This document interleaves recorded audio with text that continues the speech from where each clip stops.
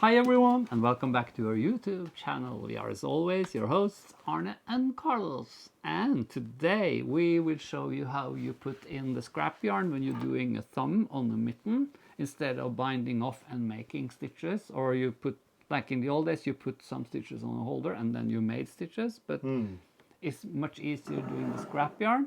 And this was actually someone on one of our cruises who said, you have never done a tutorial on how to add the scrap yarn. So and now we have. we Well, have. soon. Soon we have. And this is the same way as when we did the Christmas stocking, where we put scrap yarn for the heel. So it's the same system. So I think you, Carlos, you put in the scrap yarn and show how easy this is. Yeah, it's super easy. I'm here with a mitten, and it's obviously knitted in the round with 4 needles. We've got the color work on the palm of the hand here, and then we've got the color work on the top of the mitten here. And I've just finished the round, and I'm going to start in my new round where I am going to put in the scrap yarn. This was the last part of the previous round that I've done with the gusset here, where I've been increasing to make that pretty V-shaped. So before I start here on this side, I need to knit this scrap yarn in. And this scrap yarn is like an imaginary line. It doesn't really exist, but the stitches are there as a, this scrap yarn is there as a placeholder. And what's really good when you knit it on 4 needles is that you don't have to move all the stitches back. Right. Like if you knit on 2 circulars, you have to move a lot of stitches. But in this case, you just work on 1 needle. Right. So I'm going to take my scrap yarn and I'm going to put it like so. And then I am just going to put the yarn over my finger, the Norwegian way. And I'm going to start knitting the stitches onto the imaginary stitches, the scrap yarn, onto the gusset of my mitten, like so. Okay. 5, 6, 7, 8, 9, 10, 11. So I'm knitting up to there, and then I can just slip this stitch, and then once I slip this one onto the needle, I can start knitting the round again as usual, and then I will do these 2, and then I will start again from the beginning, going above here.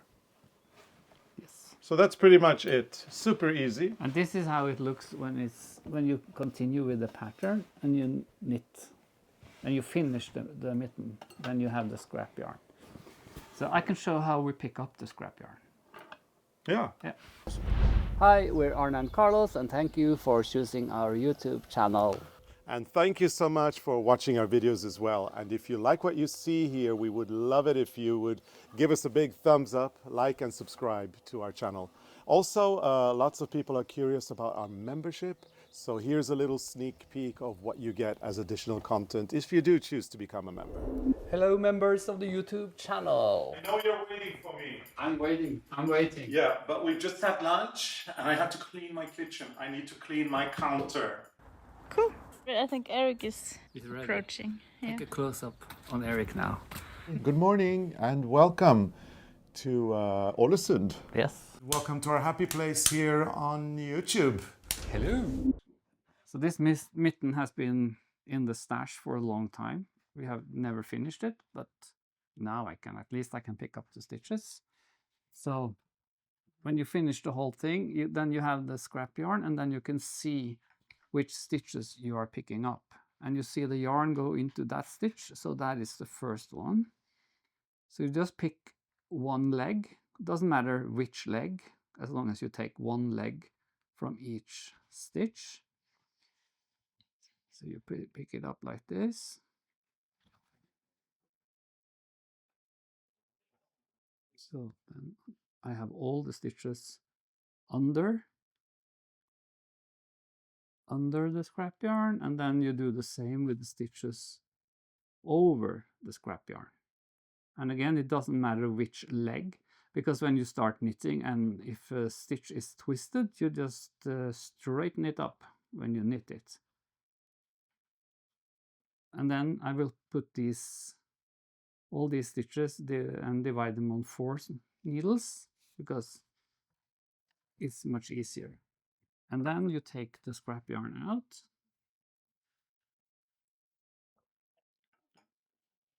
So this way you get a much softer, is it transition is called? Yeah. From the palm of the hand to the thumb. Because if you have to make stitches, you will have a thick line. So this is actually much cleaner. Let me see. Just make the hole. And it's also good to have a yarn you can see. So don't use one of the colors in the mitten. Use Oh, that's a very good tip. I use a contrasting A color. very big contrasting color, like the blue that I was using, or Yeah. the one that you're using. Don't use white or black or I've something. seen people using the same color, and then you can hardly find the stitches. the Yeah. stitches. But see, on this one, both me and Carlos know we put the tail inside of the mitten. Yeah. Sometimes we also put it on the outside because I actually put it on the outside on mine. Oh, you did on the outside automatically, yeah, because it's easier. It's easier because then you pull. It's much easier when you have it on the outside, when you can just pull it easily, and you can see where it is as well. Exactly. So and voila, there you go. Now you have the opening. So now you can do your thumb. Yeah. So, and of course, put it on 4 needles, and then in the patterns we always increase 1 stitch between these stitches to fill the hole. Yeah. And I think we have done videos where we show how to tighten the. Yeah, in case you're getting a hole, and you will see it pretty quickly once you get to the starting of the knitting of the thumb. If you see that you're getting a hole, go inside, pull the stitches from behind, and then lift them onto the needle, and then knit them together with other stitches. And we have indeed done videos like that before, which you can find here on our YouTube channel. Yeah. Yeah, so this was the tip of the day in knitting. We hope that you enjoyed this episode, and if you did, please give us a big thumbs up. Make sure to like and enjoy and engage with us here on YouTube. Yeah, right, a big thumbs up. Yeah, right. No, you thumbs don't up. have it. I don't have. Yeah, and make sure to become a subscriber. And once you do become a subscriber here on our YouTube channel, you can turn on your notifications bell so that you never miss an episode. And we've got a lovely family as well over on our memberships area. Yeah. So if you want additional content like live streams with knitting help, shenanigans in the kitchen, we've got badges, emojis, 15-minute catch-ups. Every week is like a mini sit and knit for a bit catch-up in our membership area. All you need to do is visit our YouTube channel, go to the subscribe part of the channel, and next to the subscribe button, you will find the join button. Click on that, select your tier, and you will be ready to enjoy a lot more content. How do you remember all this? Well, it's a lot to remember, but I kind of have to. Yeah. So I do. Unlike you try very hard to remember it, and you usually don't. No. On the other hand, you remember all the knitting things that I don't. So we kind of even up in one way or another. So thank you so much for watching, and we will be back with new tutorials very, very soon. So bye. Bye. See you next time.